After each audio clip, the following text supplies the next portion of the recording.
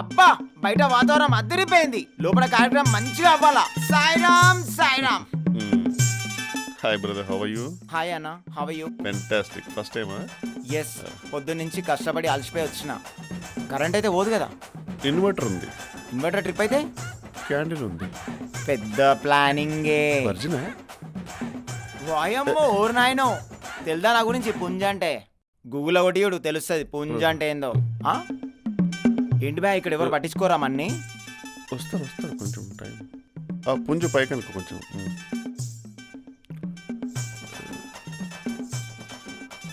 Original అది big పుంజ is coming but nobody is incoming.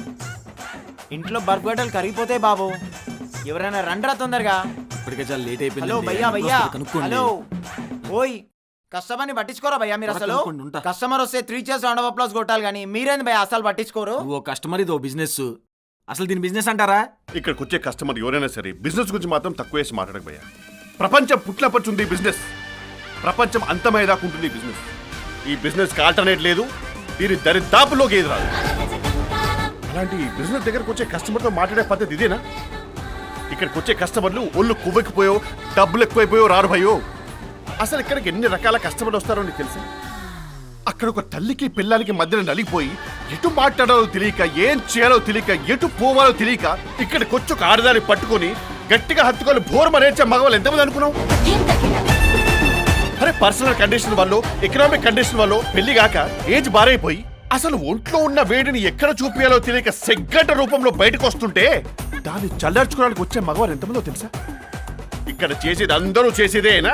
ఇక్కడికి వస్తే క్యాట్ రికార్డ్ జడ్జ్ చేస్తారని చెప్పేసి వేషాలు వేసుకుని, క్యాప్లు వేసుకుని, ముసుగులు కట్టుకుని, తల దించుకొని మరీ వచ్చి తలభారం తీర్చుకునేది ఇక్కడే. నీకు తెలుసా? ఒక మనిషి కడుపు నిండిన తర్వాత వచ్చే 2 ఆలోచనే ఇది. దీని తర్వాత పరువైనా పవర్ అయినా. అసలు ఒక దేశం పర్యాటక రంగంలో పరుగులు పెట్టించాలంటే పెట్టే ఫస్ట్ బిజినెస్ ఇదే భయ్యో. మన కుర్రాళ్ళు ఉన్నారే, అందరు రూపాయి కూడబెట్టుకుని పట్టలు సర్దుకొని బ్యాంకాక్ వెళ్ళేది అక్కడ ఏదో బంగారం దొరుకుతానో, థాయ్ ఫుడ్ ఉందనో కాదు, అక్కడ ఇది లీగలని. అలాంటి గొప్ప బిజినెస్ భయ్య ఇది. అలాంటి బిజినెస్ నిలబెట్టేది ఎవరు? కస్టమర్, పేడ్ కస్టమర్. అలాంటి కస్టమర్ అంటే గాడే కదా.